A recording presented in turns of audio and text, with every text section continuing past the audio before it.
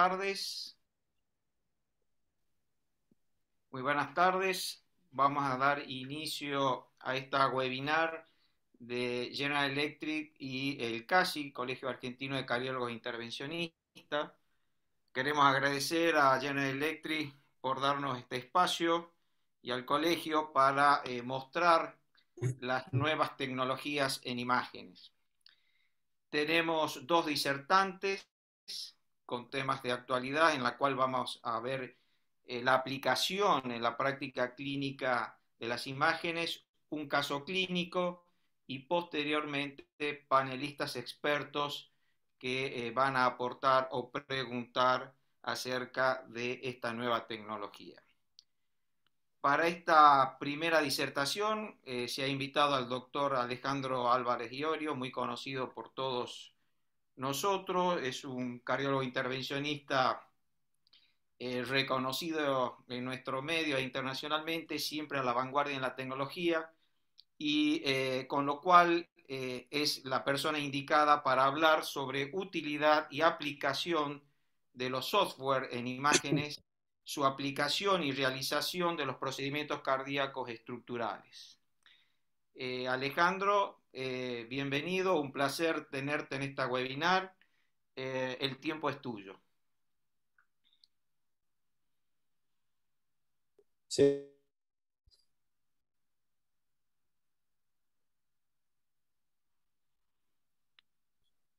Arturo, Sí, te escucho, Alejandro. ¿se ve la presentación? Se ve perfectamente, Bueno, Alejandro. perfecto. Bueno, muchas gracias Arturo por la introducción. Realmente es la introducción de alguien que aprecia a uno y además un amigo.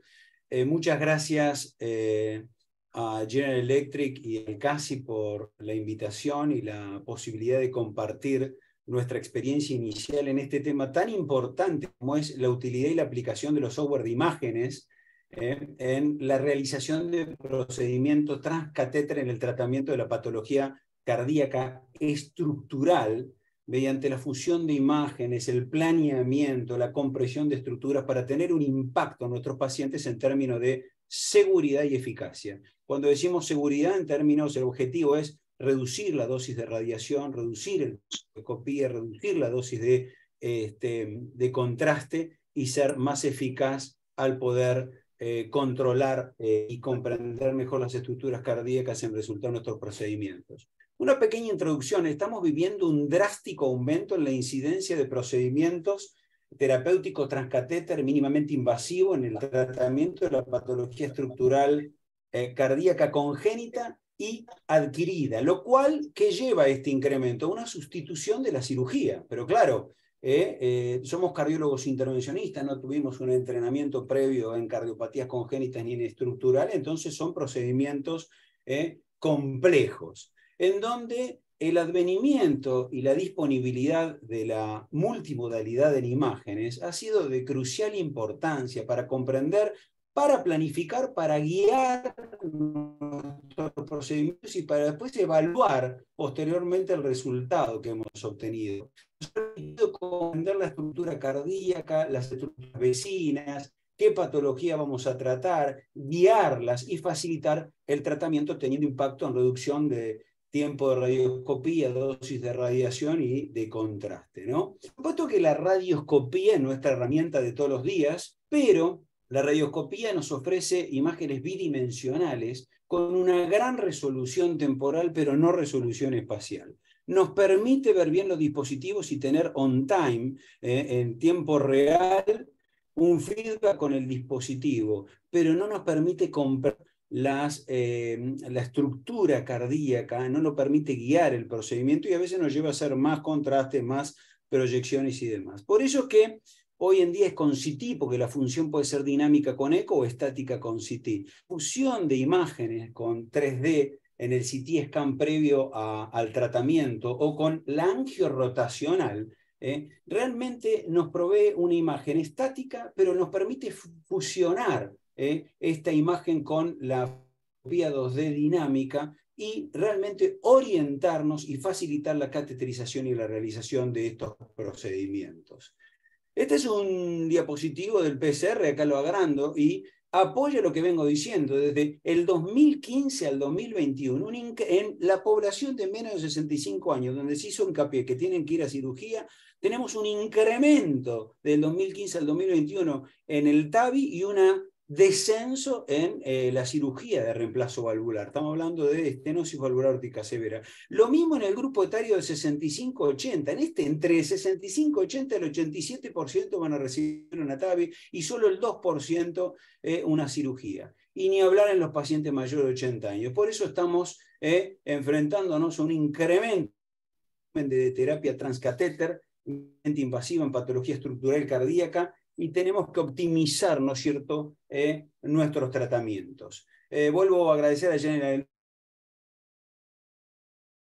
de la vida real en patología estructural. Para ello, hace más de 4 años, lo que adquirimos es un equipo de última generación, como el IEGZ 530, con la totalidad de los software, o hacemos de stroke hasta isquemia crítica, para todos los órganos, de poder planificar, que hace al éxito el procedimiento con la buena imagen, la planificación, y guiar y evaluar los resultados. Más fotos del equipo, de la sala y de las consolas de trabajo. Esto, por supuesto, es la workstation, donde en este caso estábamos evaluando en un paciente post-stroke el flujo cerebral mediante el angiovis, pero es fundamental estar entrenado en los procedimientos, certificado, tener tecnología y, por supuesto, el gran apoyo de Rodrigo Sousa, que para mí es el líder en estos software y quienes nos ha entrenado, a quien estoy muy agradecido, que ha sido fundamental para poder empezar con nuestra práctica y la utilidad de imágenes. ¿Y cómo hemos iniciado la experiencia y lo hemos ido utilizando?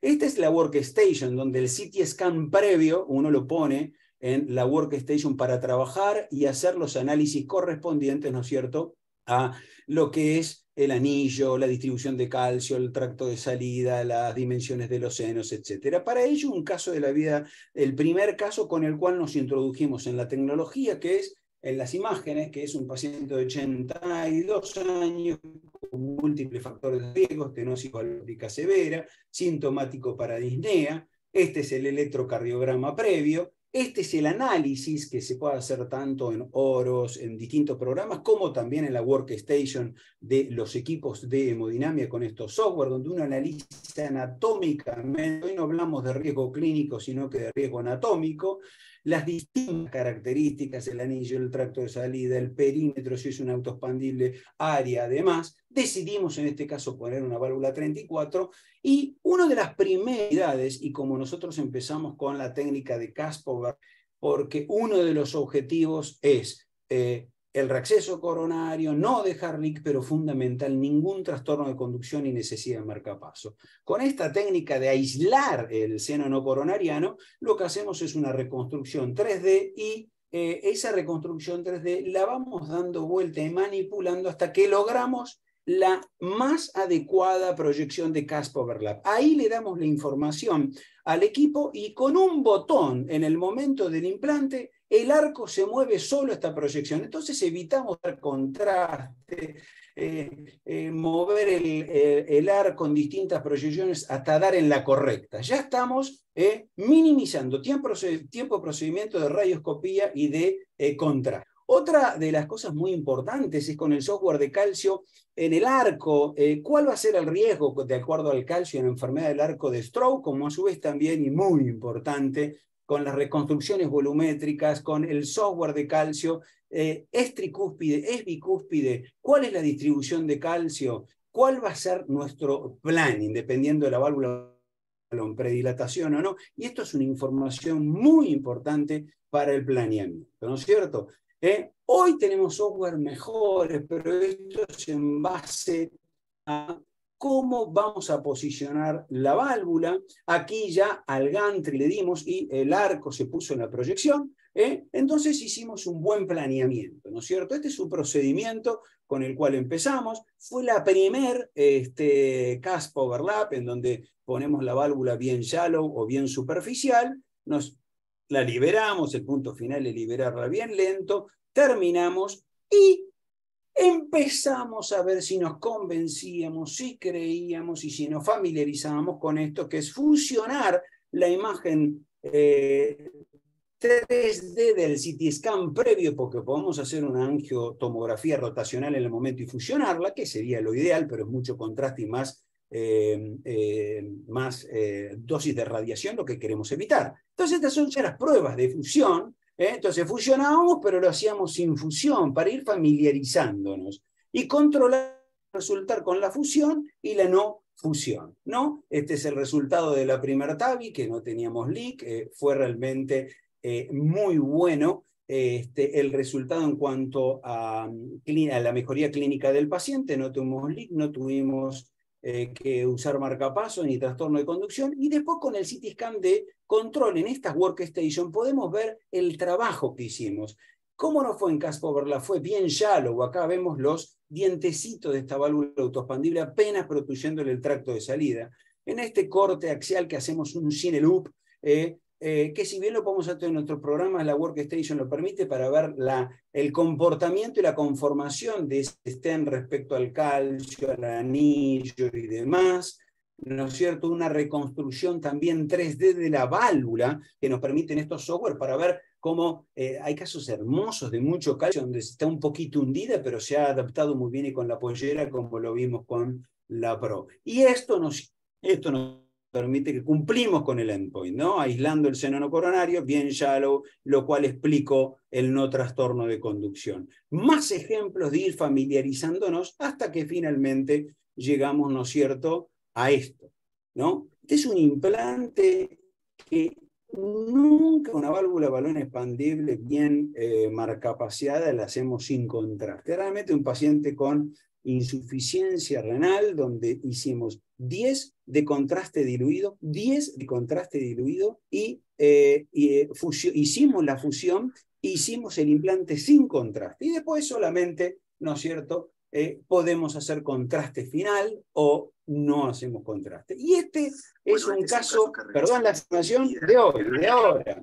Hace 2 o 3 horitas que lo hicimos, insuficiencia renal, 86 años, marcapaseo, sin contraste, fusión de imagen, y este es el resultado final, donde le hicimos solamente, acá 10 mililitros y 15 previo diluido. Es decir, esta es una modalidad de imagen que la estamos utilizando cada vez más, sobre todo en los pacientes con insuficiencia renal, pero en general la usamos para tener impacto en lo que dijimos, reducir tiempo de fluoroscopía y demás. Lo mismo para la valvulopatía mitral, ¿no es cierto? Esto es una planificación con la workstation del equipo de este paciente que tiene una válvula mitral en posición mitral biológica degenerada, insuficiencia mitral masiva torrencial, en insuficiencia cardíaca refractaria al tratamiento. Este fue el planning, ahí estamos marcándola, también fue en la etapa inicial, pero ¿qué pasa? No era necesario fusionar porque en este caso tenemos la válvula, entonces uno hace la punción, la guiada por eco como la vimos, una vaina deflectable, dilatamos el septum, ponemos la válvula en posición y como vemos ahí con marcapaseo el road mapping o la guía, no es la fusión de imagen acá, sino que la válvula biológica, la estructura metálica de la válvula biológica previa, ¿no es cierto? Que hacemos una liberación controlada, luchando la orientación y demás. Muy buen resultado, una paciente que evolucionó muy bien. Pero estos son los programas actuales para poder de simulación, por ejemplo, en un Valvin Mac, como es este caso, para poder determinar la altura de la válvula, porque acá es la altura de la válvula, riesgo de oclusión del tracto de salida y la altura muy importante teniendo en cuenta no la obstrucción del tracto de salida, sino el infolding de la válvula anterior que puede ocasionar también algo muy malo. Esto es algo que es dinámico de flujo, que nos permite ver el flujo de fin de diástole y la presión de fin de diástole. Este es en un MAC, ¿no? La fusión, cómo vamos a fusionarlo con cómo va a quedar la válvula. Aquí estamos preparando la fusión, que es un agujerito por donde hay que hacer y guiar la punción, que siempre se combina con eco y tomografía, y como no hay anillo, como no es que el anillo se ve poco, pero como no hay válvula previa, no hay estructura previa, hacemos 2 marcas donde vamos a implantar, que nos sirva de guía, la válvula. Y es otra cosa también importante en el Valve-Inmac, que uno puede fusionar el calcio, ¿no? Estas son imágenes muy bonitas en donde, bueno, ahí está, fue liberada en base solamente a las marcas, ¿no? Porque no hay otro reper. Está el calcio y las marcas que uno planificó en base, ¿no es cierto?, a el análisis de la tomografía o el scan previo, ¿no? Aquí se está liberando la válvula, que este es un Valve-Inmac de una Edwards en la calcificación mitral anular, ¿no? Estas imágenes son buenas porque uno puede comparar el pre y el post y evaluar bien la presión de el flujo de fin de diástole y que no hay ningún tipo de obstrucción a nivel del tracto de salida. Este es el resultado del último paciente y por supuesto en el CT scan posterior del primer paciente que tenía una válvula biológica degenerada, hicimos una buena predicción en cuanto al bajo riesgo de oclusión del tracto de salida. Acá lo estamos viendo, cómo quedó esa válvula Edwards, era una XT. Acá podemos ver cómo se comportó con respecto a la válvula biológica y demás, ¿no es cierto? Bien, el cierre de orejuela realmente mostramos los últimos dos casos para ver la utilidad de estas imágenes. Esta es una reconstrucción tridimensional en donde realmente nos permite comprender bien la morfología de la orejuela, hacemos todas las mediciones, la marcación de los ostium, el análisis para elegir el adecuado dispositivo y la adecuada medida del dispositivo, pero esto sí que nos está dando una gran utilidad, y es el viaje virtual endoscópico. Es un software que lo hago yo manualmente, en donde este software sustrae los dispositivos y la sangre, o sea, nos permite ver realmente, mira, acá estamos entrando en el ostium, acá estamos entrando en el landing zone, pero nos permite ver los lóbulos, ¿no es cierto?, que tiene esta estructura. Entonces, hay algunos casos que tienen muy poca profundidad, que es contraindicación de muchos dispositivos, y nosotros usamos un dispositivo alambre que vienen especiales con una umbrela chiquita y un disco grande, y buscamos y nos orientamos bien cuál es el lóbulo donde tenemos que ir a ocluir. Por supuesto que con la fusión de imagen tomográfica ahí podemos ver y guiar.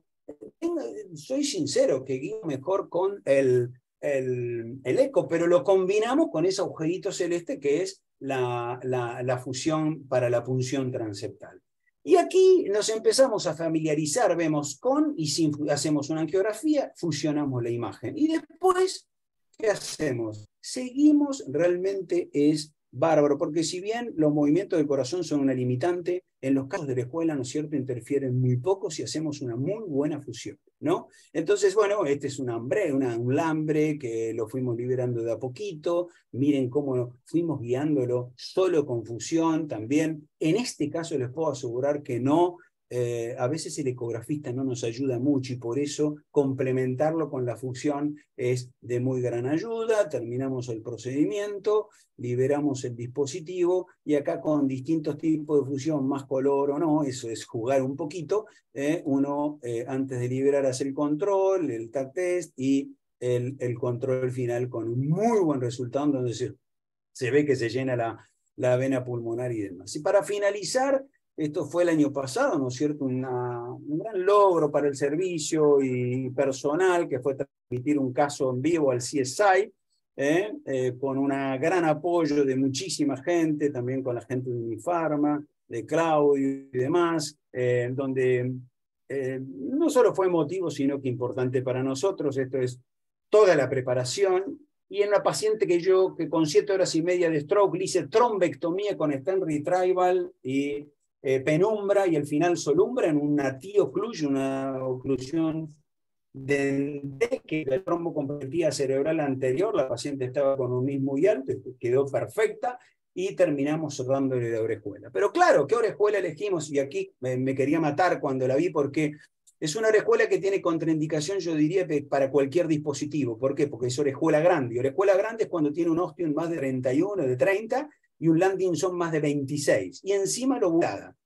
Entonces, aquí miren lo que era el ostium, 37, desde el rim hasta el anillo mitral y el landing zone más de 26. Entonces, un dispositivo inicial grande del hambre que está ideado para estas orejuelas, porque si no uno tiene que poner dos dispositivos y realmente, pero hay un dispositivo para esto, y ahí planificamos bien el sitio de punción transeptal y los reperes. Fundamental el viaje endoscópico, nos ayuda mucho a comprender el interior de la anatomía, el rim pulmonar y demás, y este fue el caso. Estábamos con Adolfo Ferrero, gran amigo, colega, gran apoyo.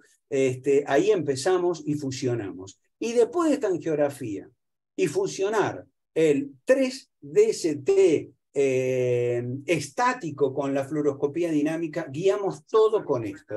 Aquí, bueno, habíamos empezado el caso, empezamos a interactuar, explicamos un poco todo, pero quiero mostrar más que nada esta imagen. Miren qué bonito, está el pigtail en uno de los lóbulos que lo habíamos visto por el viaje endoscópico ese que habíamos hecho. Y bueno, como era una orejuela grande, el dispositivo más grande, ahí tenemos la umbrella, que es la primera parte, después de bien liberada, terminamos de liberarlo. Ahí estamos haciendo un test, y que lo exigían para decir, bueno, a ver, está ocluido, el eco dice que ocluido, hicimos un test, este es el test final. Por supuesto que siempre estuvo presente quien nos ayudó en este caso en vivo, Diego Sousa, a quien agradezco.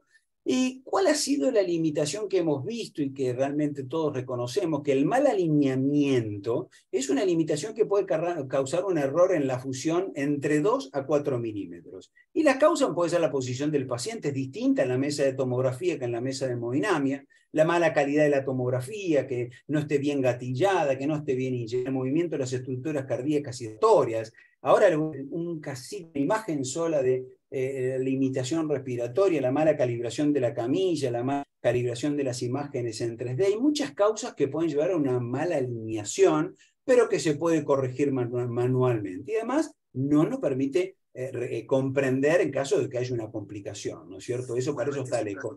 Este el que hicimos hoy, el segundo caso, pero fíjense, buenísima la libración. Alejandro, teníamos muchos reparos, minuto, por favor. Y ahí los movimientos,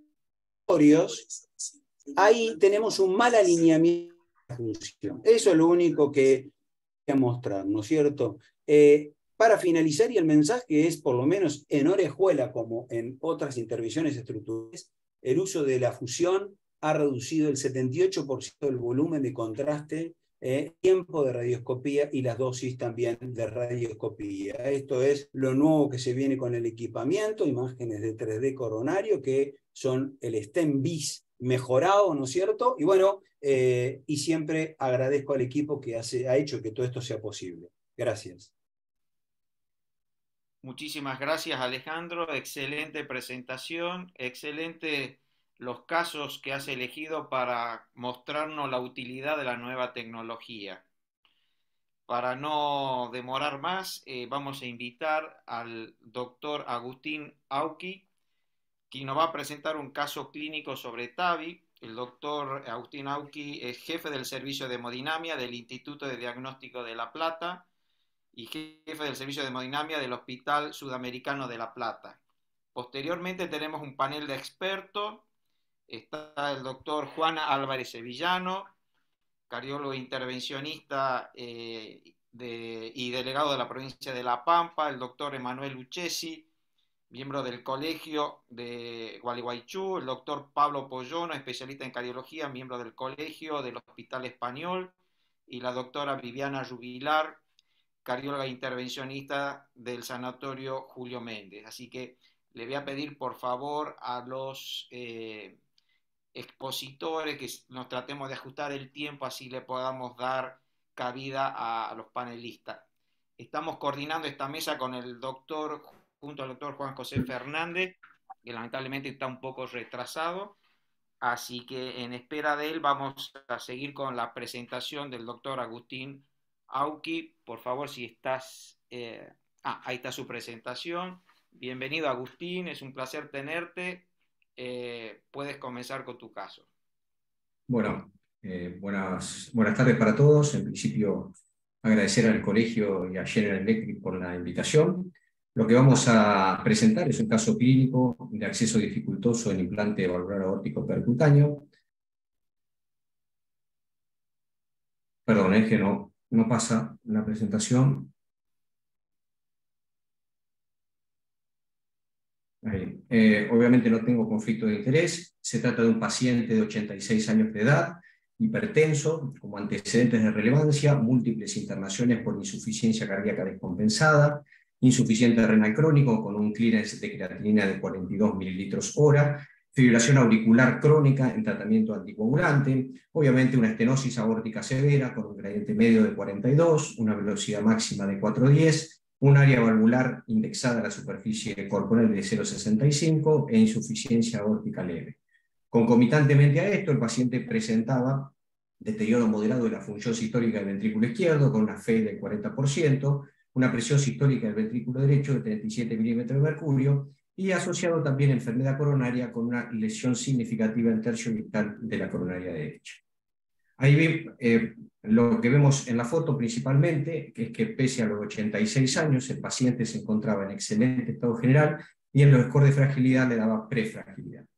Viendo la coronariografía realizada por acceso radial derecho, vemos principalmente en la proyección Spider una lesión leve en tercio proximal medio de la arteria circunfleja, en la proyección Doros vemos una lesión leve en tercio proximal de la descendente anterior, y por último una proyección Doros de la coronaria derecha, en donde vemos una lesión significativa en tercio distal de la coronaria derecha, y también vemos infiltración difusa y significativa en la descendente posterior.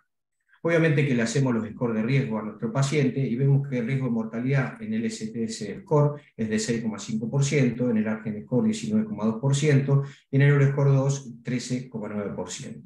Desde ya, y guiándonos con las recomendaciones actuales, como sabemos, pacientes más de 75 años o no candidatos con alto riesgo quirúrgico por score de más de 8%, y obviamente candidatos para IVAP, principalmente porfiria transfemoral, es indicación de reemplazo de válvula aórtica percutánea. Por lo cual, en el hospital realizamos una evaluación por el HERT-TEAM, en donde decidimos inicialmente realizar el implante valvular aórtico, y pese a tener esa lesión significativa, que era bastante distal en la coronaria derecha, y no era tan crítica, decidimos reevaluarla posterior al implante de la válvula.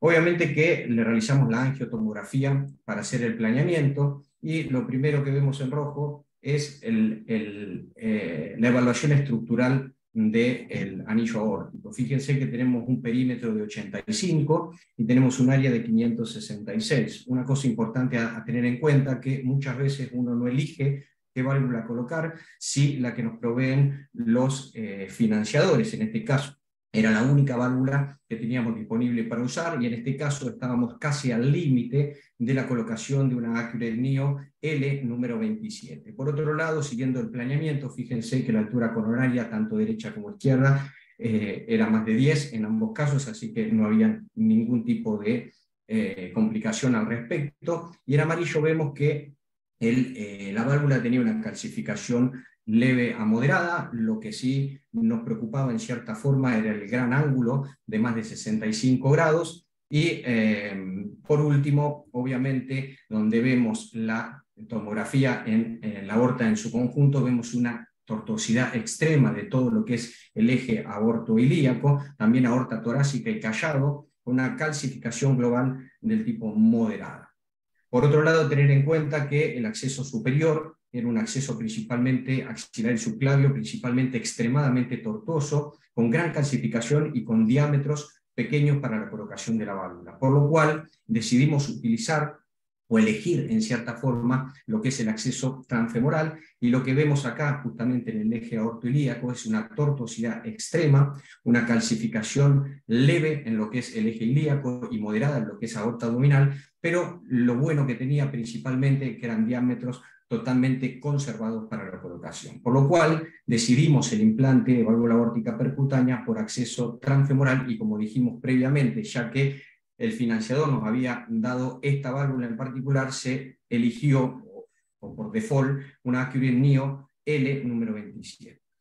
El procedimiento en sí lo decidí en cierta forma dividir en 3 pasos. El paso 1 era principalmente ganar el acceso. Lo que hicimos fue inicialmente un acceso femoral derecho, en ese momento por arteriotomía quirúrgica, colocamos un introductor 11 French, y el acceso femoral izquierdo colocamos un introductor 6 French, por donde subimos el píxel para el control angiográfico. Como vemos en la imagen de la izquierda inicialmente, costó mucho franquear principalmente la tortuosidad ilíaca. Para eso utilizamos un catéter JR diagnóstico y tuvimos que hacerlo con una cuerda hidrofílica. Solamente nos permitió llevar el catéter hasta la aorta torácica descendente, por lo cual decidimos cambiar cuerdas, principalmente usar Jotas, usar Magic, usar amplas, que ninguna nos permitió rectificar esa tortuosidad y por consiguiente no podíamos avanzar el catéter JR hasta la aorta ascendente. Por lo cual decidimos colocar una cuerda Lunderquist, en donde esta nos permitió principalmente ganar la aorta ascendente, principalmente con el catéter, y por consiguiente dejar la cuerda Lunder en lo que es en el plano valvular. Seguidamente, y debido a que la cuerda nos permitió obviamente rectificar esa tortuosidad aortoilíaca, colocamos el introductor hidrofílico Lotus 18 French, que en ese momento, esto ya tiene unos años, se utilizaba para colocar la válvula. Hoy sabemos que es otro tipo de introductor, 14 French, y Alain, en donde va a 18. Pero en ese momento, obviamente, utilizamos este introductor y que claramente la cuerda Lunder nos permitió colocarlo en la aorta abdominal y por consiguiente rectificar toda la tortuosidad aortoilíaca. El paso 2 era realizar la valvuloplastia. Como vemos en la primera imagen, esta es la posición de trabajo. En este caso utilizamos las tres cúspides con una oblicua izquierda 3 grados y una craneal 4 grados. Y lo que hicimos fue inicialmente franquear la válvula. Para franquear la válvula lo hicimos con los catéteres convencionales, catéteres diagnósticos L2, en el cual cada vez que le sacábamos la cuerda, el catéter se iba disparado hacia el callado o en su defecto a la aorta descendente. Por lo cual tuvimos que utilizar en este caso particular un catéter guía de coronaria derecha, 7 French, para poder estabilizar en el plano aórtico y por consiguiente cruzar la válvula. Una vez cruzada la válvula, obviamente colocamos una cuerda Safari en el ventrículo izquierdo y procedimos bajo marcapaseo por cuerda, 180 latidos por minuto, la valvuloplastia con balón BASF 25 por 40 milímetros. Seguidamente, posicionamos la válvula en la posición en el plano valvular. Una vez posicionada, empezamos a realizar la liberación con el paso 1, principalmente liberando la corona. Una vez que liberamos la corona y la válvula está estable y en buena posición, decidimos liberar con el paso 2, obviamente en forma repetitiva y rápida, como sabemos, teniendo un control angiográfico muy bueno. Fíjense que la posición valvular es muy buena, con un leak periprotésico leve. Ahí lo vemos más grande, como decíamos previamente, el resultado angiográfico, leak leve con buena posición valvular, y vemos el ecocardiograma en sala, en donde vemos gradientes habituales, y si claramente vemos el leak, se correlaciona claramente, como vemos en la angiografía, con un leak leve. El paciente tiene una evolución muy buena y se le otorga el alta hospitalaria a las 48 horas post-implante. Por lo cual, como consideraciones finales y principalmente para enseñanza del caso, lo primero a tener en cuenta, y como venimos diciendo hace años, el concepto de HERT-TEAM es fundamental, no solamente para los reemplazos valvulares aórticos, sino para todo tipo de patología estructural. En el acceso dificultoso es muy importante, como decía el doctor Álvarez Diorio recién, el análisis de la tomografía, y principalmente las nuevas tecnologías nos permiten no solamente hacer un planeamiento correcto, sino también nos prevén qué tipo de materiales podemos llegar a utilizar en el procedimiento. Y por último, hay que elegir el dispositivo en cada caso particular, ya que las distintas anatómicas, las distintas variaciones anatómicas, claramente se van a beneficiar con dispositivos en el cual podemos elegir, que sabemos que en nuestro país eso se hace bastante difícil debido a los financiadores. Muchas gracias, y acá les muestro la sala donde se realizó el procedimiento. También tenemos un General Electric de última generación, un Innova, y ese es el equipo en el cual hemos realizado la intervención. Muchas gracias. Muchas gracias, Agustín. Excelente tu caso, excelente presentación. Vamos a continuar con el doctor Aníbal Damonte. El doctor Aníbal Damonte, expresidente del Colegio Argentino de Cardiólogos Intervencionistas, presidente actual del SOLACI, jefe del Servicio de Hemodinámica y Cardiología Intervencionista del Instituto Cardiovascular de Rosario, y un amigo de años, Aníbal, nos va a presentar un caso sobre cierre de orejuela izquierda. Y la pregunta que nos va a tratar de responder si debería ser la TAC multicorte el método de elección para la planificación del procedimiento. Aníbal, Bárbaro. bienvenido, un placer tenerte cuando quieras. Bueno, Arturo, muchas gracias por la presentación, muchas gracias al CASI. Para mí estar involucrado en cualquiera de las actividades que realiza el CASI, en este caso junto con General Electric, para mí es un honor, es un placer y aparte tengo el gusto de poder verlos, aunque sea virtualmente, a todos ustedes. Entonces, bueno, esta es la pregunta que yo me planteo. Y quiero compartir un poco con ustedes, ¿no es cierto? ¿Debería ser la TAC multicorte el método de elección para planificar el procedimiento de cierre de orejuela auricular izquierda? Sin duda que la presentación de Alejandro me sirvió mucho, pero yo voy a ir al punto previo, ¿no es cierto? Que es el paso de planificación del procedimiento. Entonces vamos a introducirnos con un caso clínico, una mujer de 81 años, hipertensa, FA permanente, en control de frecuencia cardíaca y anticoagulación oral, un marcapaso definitivo en el 2017 y múltiples internaciones. La última había sido en octubre del 2021, creo que este caso lo hicimos el año pasado, por sangrado digestivo mayor, secundario a una lesión gástrica de Delafoy, que fue tratada endoscópicamente, pero además tenía una angiodisplasia colónica considerada por los gastroenterólogos de alto riesgo de resangrado. Discontinuaron obviamente la anticoagulación, se realizó un eco transtorácico con una fracción de eyección relativamente conservada, un agrandamiento de la aurícula izquierda, una disfunción diastólica grado 1 y ausencia de valvulopatías significativas. Si hacemos los scores de riesgos cardioembólicos y score de riesgo de sangrado, esta paciente evidentemente tiene un alto riesgo cardioembólico con un CHA2-VASc de 4 y por sus antecedentes de sangrado mayor, por su edad, tiene 3 puntos de Hasbled, es decir, alto riesgo de sangrado, no puede seguir anticoagulado, o sea que obviamente hoy en día no hay dudas que esta es una paciente candidata a cierre de la orejuela auricular izquierda como estrategia de prevención del stroke y de la embolia sistémica.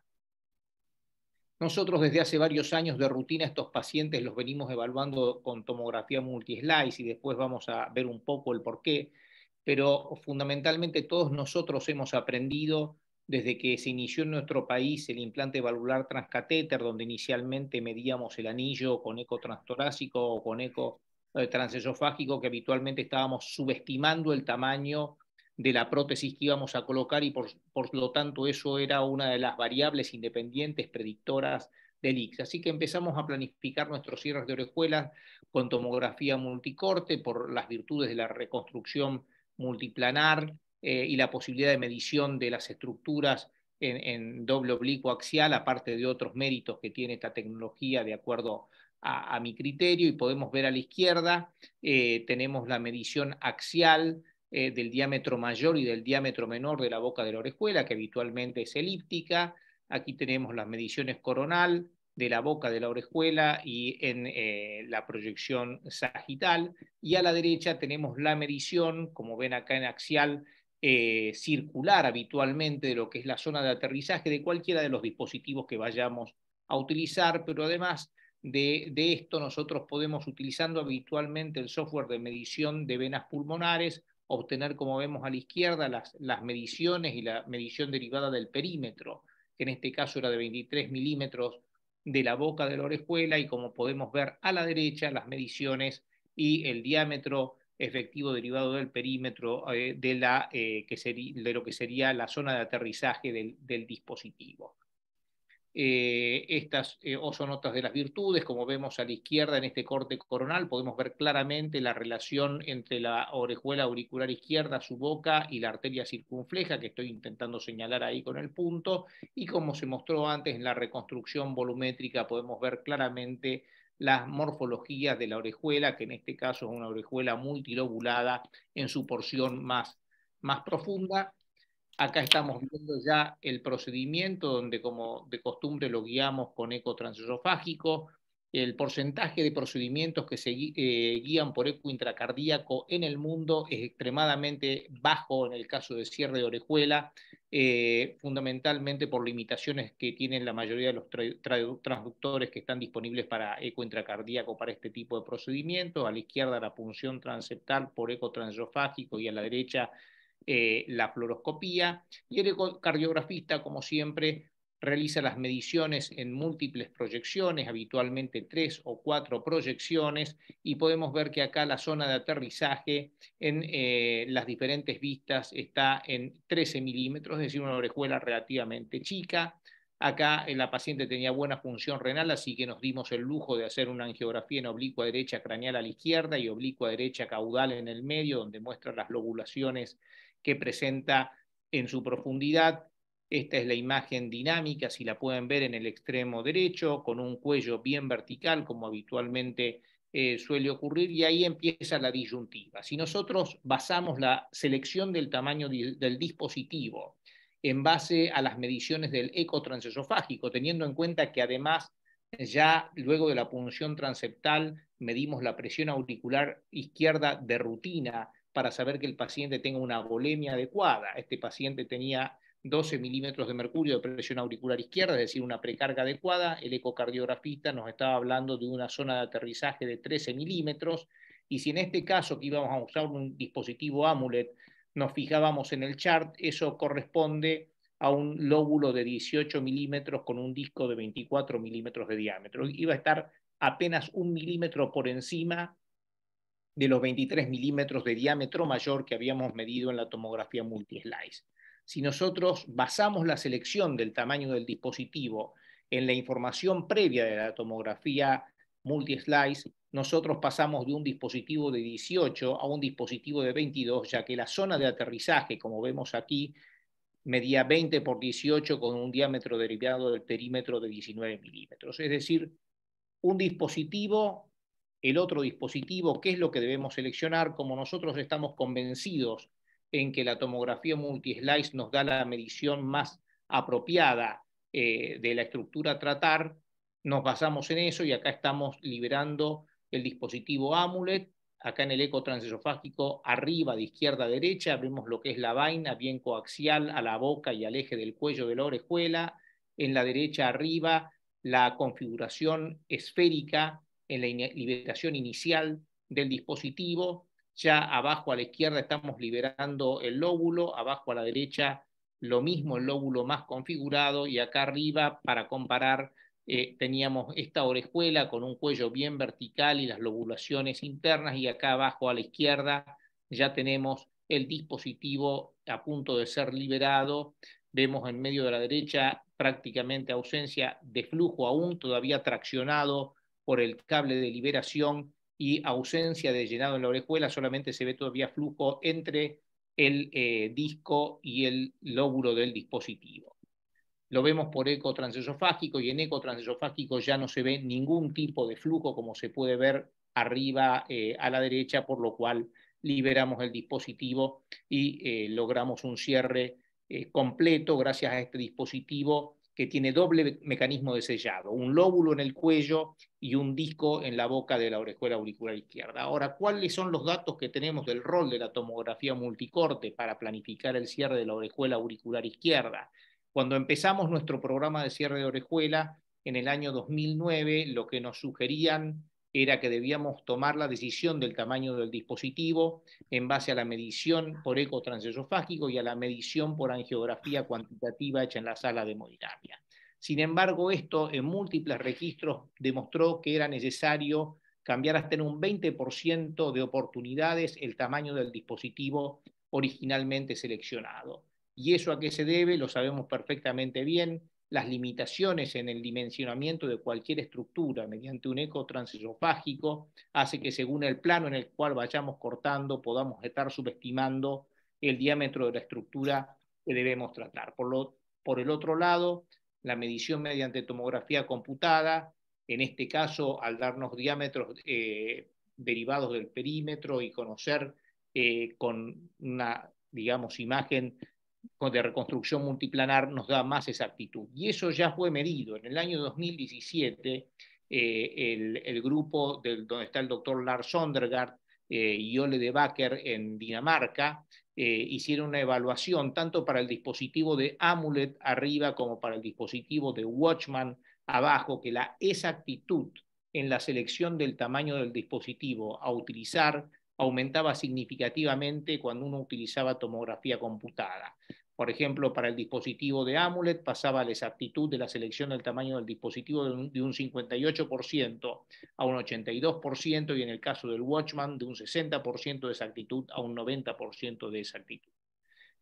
Obviamente el rol de la tomografía también nos permite conocer la relación con las estructuras adyacentes, nos permite conocer el aspecto del septum intraauricular, es decir, que son múltiples las virtudes. Acá podemos ver arriba a la izquierda la reconstrucción volumétrica, a la derecha la orejuela en sagital con relación a la arteria circunfleja, abajo tenemos la angiografía, en el medio la angiografía y abajo tenemos el control a los 45 días, donde vemos un dispositivo Amulet cerrando totalmente la orejuela auricular izquierda, tanto en el corte coronal como en el sagital, con ausencia de flujo absolutamente hacia la orejuela, con ausencia de trombo relacionado al dispositivo y con una excelente relación con la arteria circunfleja. Más aún recientemente, el año pasado, durante el congreso TCT, en los Late Breaking Clinical Trials, también el doctor Ole de Backer mostró cuáles eran los beneficios más allá de esta medición que realizamos cada uno de nosotros en nuestros laboratorios mediante tomografía computada para planificación del procedimiento, del uso de la inteligencia artificial para predecir el tamaño del dispositivo, el tipo del dispositivo y la posición en que podemos colocar el dispositivo para lograr un sellado completo, y realizaron este estudio prospectivo y randomizado de 200 pacientes con el dispositivo de Amulet, mediante los aleatorizaron a la planificación estándar, que es esta que mostré yo, versus la planificación simulada, mediante este software que se llama FIOPS, que es algo similar a lo que para TAVI nos permite hacer trimencio con distintos tipos de válvulas, y en base a esto los resultados más importantes, el resumen de los resultados más importantes es que gracias a la planificación mediante estos software de inteligencia artificial se logra un sellado completo con un 40% mayor de eficacia que con la planificación habitual. La retracción del disco del Amulet hacia la orejuela auricular izquierda se reduce en un 60% porque permite planificar distintas posiciones de colocación del lóbulo que no atraigan el disco hacia adentro, reduce el riesgo en el seguimiento de un trombo relacionado al dispositivo, y también es exitoso en términos de reducir la tasa de recaptura y de selección de un nuevo tamaño de dispositivo. Es decir, que hay múltiples beneficios de la mano de estos nuevos software de planificación del procedimiento. Por eso, si yo tendría que concluir y dar una respuesta a la pregunta, ya que me estoy acercando a los 13 minutos de presentación y quiero que los panelistas puedan discutir, mi conclusión es que la planificación del cierre de orejuela auricular izquierda por tomografía multicorte es el gold standard para la optimización del resultado del procedimiento. Muchísimas gracias nuevamente al CASI y a General Electric por la invitación a participar en este webinar. Muchísimas gracias, Aníbal, excelente presentación. Te agradecemos que hayas cumplido el tiempo. Así damos cabida al panel de expertos que tenemos, gente de mucha experiencia. Lo estoy viendo al doctor Álvarez Sevillano y estaba también el doctor Pablo Poyono. Juan, ¿tienes alguna pregunta, alguna opinión, alguna...? Agradecerles a todos por las presentaciones. Yo quería hacerle una consulta al doctor Álvarez Iorio. Lo que nos mostraba recién de la posibilidad con la fusión imágenes de la cantidad de contraste que podemos reducir. Generalmente estos pacientes es muy raro encontrar un paciente TAVI añoso que tenga un clic de más de 30. Le hemos hecho una tomografía con reconstrucción tridimensional antes. En el futuro, yo creo que sí, pero usted ve la chance que se pueda hacer un implante de TAVI con 0 contraste? Muy buena pregunta porque, primero que es muy buena la pregunta y segundo que la respuesta la escuché en el PCR, o sea que no solo es mía, pero sí también basada en nuestra experiencia. Yo creo que hacer 0 contraste o hacer 20 mililitros no hay tanta diferencia, y sobre todo si está diluido, ¿no es cierto? Porque claro, hubo presentaciones y es 0 contraste. Creo que no es necesario 0 contraste, pero sí el mínimo volumen de contraste, ¿no es cierto? La menor volumen de contraste. Y como vos dijiste también, disminuir las radiaciones de estos pacientes que requirieron tomografía, quizás por un aneurisma de aorta, una angioplastia coronaria, estudios, esto y lo demás. Es decir, yo no me animo todavía porque veo una limitación que cuando uno hace caso en la experiencia deja de serla, que es el error de la fusión que tenés que estar corrigiendo, o sea, tenés que tener técnicos bien entrenados para corregir inmediatamente. Es decir, previo al implante, 5 o 10 cc, fusionas y no necesitas más contraste. Eso sí, ahora, cuando nos amigamos, a mí me daba mucho resquemor, pero hablando con ingenieros, con las casas comerciales, con General Electric ahora en el PCR y demás, yo creo que el futuro y la inteligencia artificial va a copiar los movimientos dinámicos y yo creo que eso va a estar resuelto, porque claro, otra limitante es el movimiento del corazón, de las estructuras vecinas, del pulmón, respiratorios. Pero para mí, hoy en día, 0 contraste no, sí mínimo contraste con fusiones, realmente hoy lo vimos, ¿no? Muchas gracias, Alejandro. Vamos a invitar al doctor Lucchesi. ¿Está presente, Manuel Lucchesi? Hola, sí, ¿qué tal? Muchas gracias por la invitación. Hola, Manuel. ¿Se escucha? ¿Qué tal? ¿Cómo le Sí, va? se escucha perfecto. Bueno, quería felicitar a los expositores por las excelentes presentaciones y un poco me quedé con esto de tratar de reducir la cantidad de contraste que usamos en nuestros pacientes al momento de hacer un implante valvular transcatéter y justo respecto de esta controversia que hay, si debemos o no tratar todas las lesiones que encontramos en estos pacientes añosos que sabemos que van a tener gran cantidad de enfermedad coronaria y justo en el caso que presentó el doctor Auski, una lesión distal de coronaria derecha que decidió diferir. Bueno, un poco la pregunta es, ¿qué hacer con estas lesiones coronarias y cuándo tratarlas, cuándo no? Y si al momento del implante valvular deberíamos tener algún secreto, algún tip para poder, en el caso de decidir diferir el tratamiento de estas lesiones, poder acceder más fácilmente a los osteocoronarios.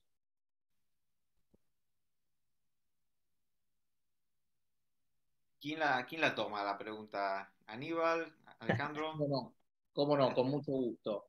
Sí, sin dudas, yo creo que la selección del tipo de dispositivo que uno va, porque hoy en día se está hablando sobre todo del manejo a lo largo de la vida, que sería el lifetime management de la estenosis aórtica, y como se están tratando pacientes cada vez más jóvenes, seguramente estos pacientes van a necesitar acceso a sus arterias coronarias porque van a desarrollar en el tiempo enfermedad coronaria. Eso no fue un problema importante cuando se trataron los pacientes de 80 años de tanto de los estudios Partner 1 y Partner 2 o los estudios de Evolut, perdón, mejor dicho, inicialmente Corvalve en alto riesgo y en riesgo intermedio, porque eran poblaciones de 80 años, y tampoco en un registro multicéntrico europeo la tasa de necesidad de reacceso a las coronarias en pacientes de más de 80 años fue muy baja, fue de un dígito bajo, alrededor de un 3 o 4% a 3 años. Pero ahora que se están tratando pacientes cada vez más jóvenes, hay que pensar en eso. Si uno usa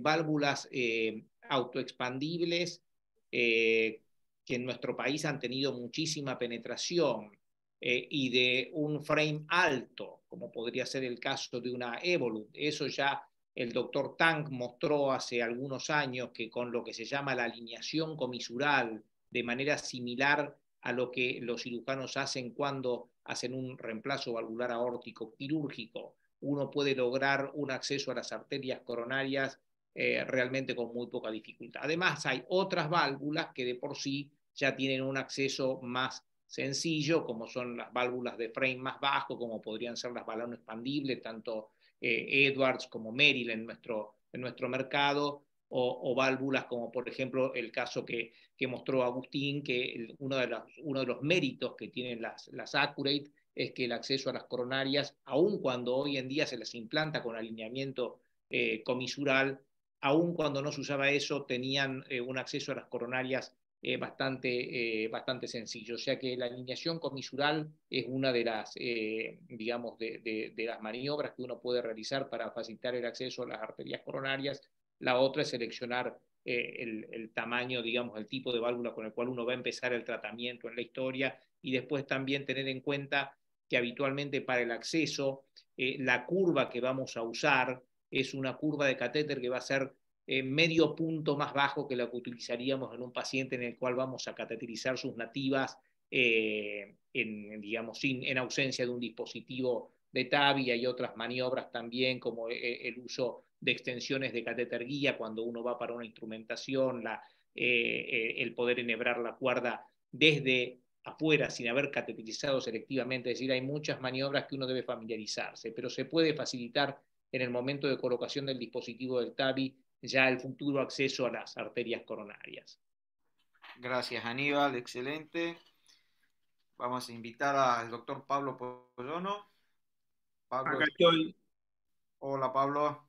¿Qué tal? Buenas tardes. Bueno, muchas gracias por la invitación y la verdad felicitaciones a los expositores porque vimos casos excelentes y la verdad que reflejan muy bien cómo las nuevas tecnologías nos ayudan para resolver casos complejos.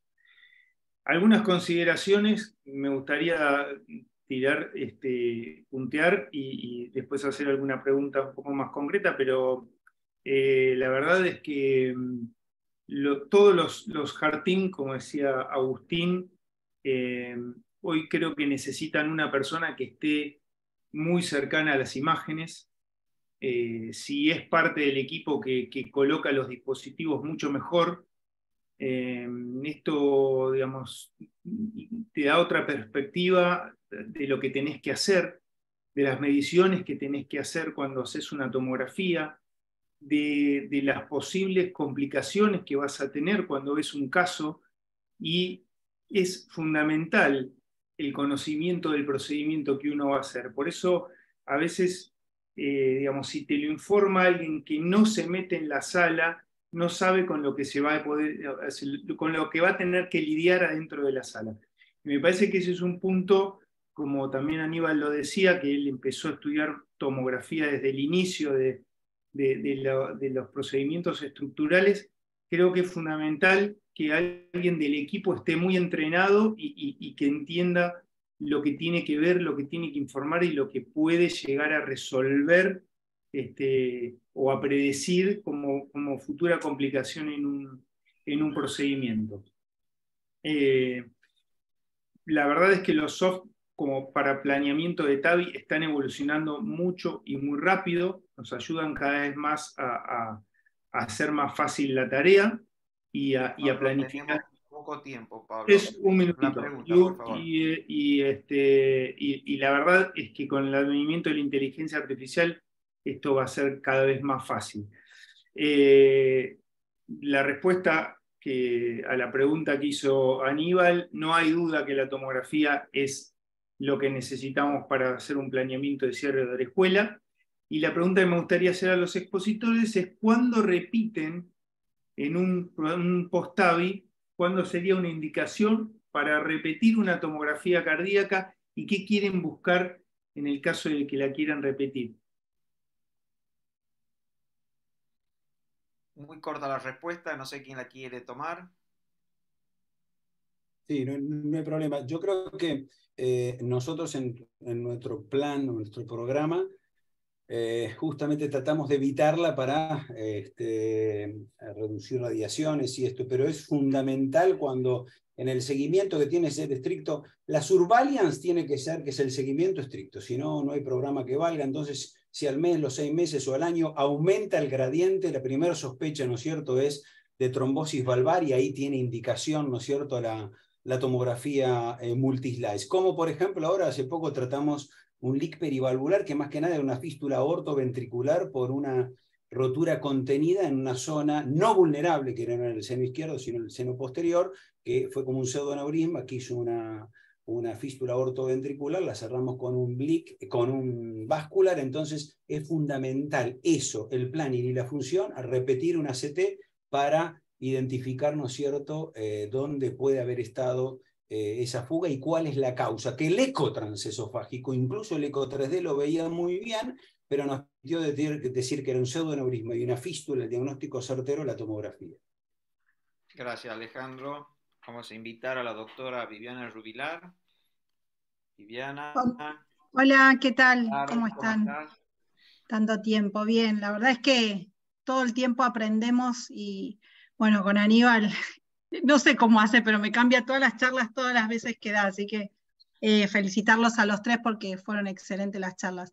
Me quedan muchas preguntas, pero bueno, yo voy a lo sencillo y básico para aquellos que por ahí no tenemos, si bien tenemos experiencia, pero no tenemos tal vez tanta casuística. Los filtros, por ejemplo, los filtros de protección cerebral, ¿se siguen utilizando? Porque no sé si tienen en cuenta en cuanto a la cantidad de calcio. Creo que algo similar vi en las preguntas del panel de la gente que está haciendo por... Entonces me parece que es una pregunta importante a la hora de la tecnología y demás, qué tipo de protección a nivel cerebral se está haciendo al haber un reemplazo valvular actual, ¿no? Sí, ampliando lo que dice Viviana, hay una pregunta, Sí, Alejandro, Aníbal, del doctor Mulinaris. Dice que si la calcificación del arco aórtico en la angio-TC nos indica cuándo realizar una prevención de stroke con los filtros durante el TAVI. Sí, yo empiezo, bueno, yo respondo lo que pienso de esa pregunta, pero después quería complementar una muy buena observación que hizo Pablo, si hay tiempo, por eso tengo la manito en amarillo. Lo que tenemos de evidencia disponible es un solo trial randomizado que fue presentado y publicado el año pasado con Sentinel, que no muestra que el uso sistemático de los dispositivos de protección cerebral reduzcan la tasa de stroke, ni en la población general, ni siquiera tampoco en el subanálisis de diferentes poblaciones. Sin embargo,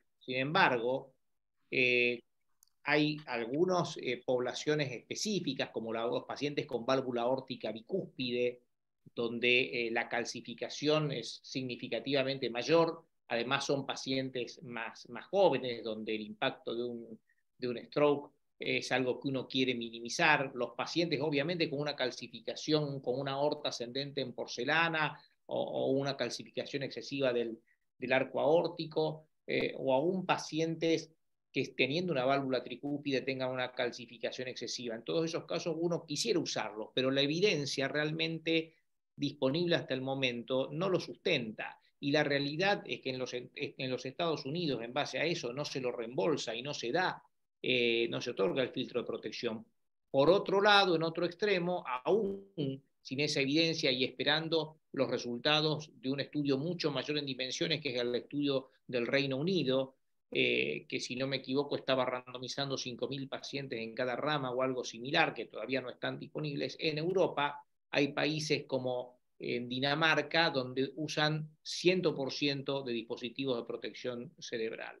Entonces yo creo que forma parte de una decisión del Heart Team, y en cuanto más joven sea el paciente es más importante, porque si nosotros vemos en la experiencia de cada uno de nosotros, la tasa de stroke o accidente isquémico transitorio hoy en día, y con la menor manipulación y con el menor, digamos, el frenchaje de dispositivos y demás, es muy baja. Y probablemente, como ya está demostrado cuando se ha hecho resonancias magnéticas, los pacientes tienen todos algún microinfarto, aunque clínicamente no se evaluó. Entonces, en una población octogenaria larga, como es la que en general seguimos tratando en nuestro país, probablemente eso no tenga impacto, y probablemente en una población de 70 años de edad en promedio sí vaya a tener impacto en un más precoz deterioro neurocognitivo y demás. Entonces creo que hay que esperar. Hoy en día me parece que es caso por caso y un porcentaje muy pequeño de casos en los cuales podemos definir en equipos multidisciplinarios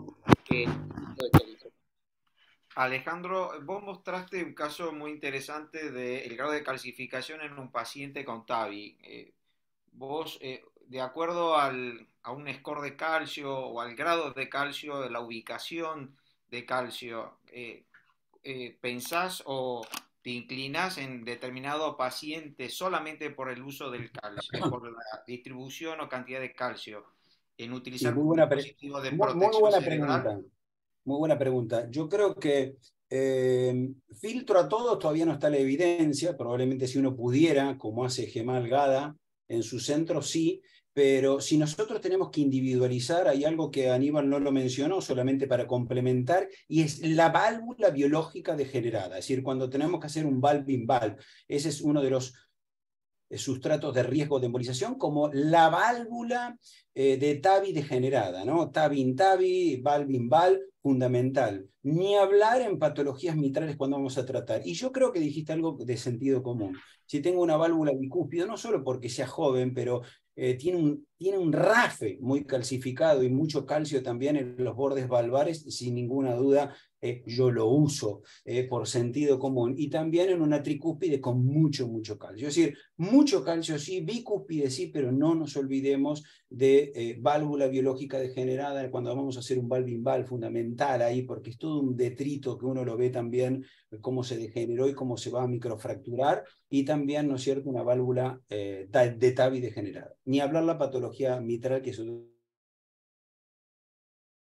tema. Bueno, muchísimas gracias. Ya estamos excedidos en 10 minutos el tiempo de esta webinar. Muchísimas gracias a General Electric, al Colegio Argentino de Cardiólogos Intervencionistas, a los expositores, Alejandro, Aníbal, Agustín, a los panelistas, a todos aquellos que han compartido con nosotros esta muy interesante sesión de los avances de las tecnologías.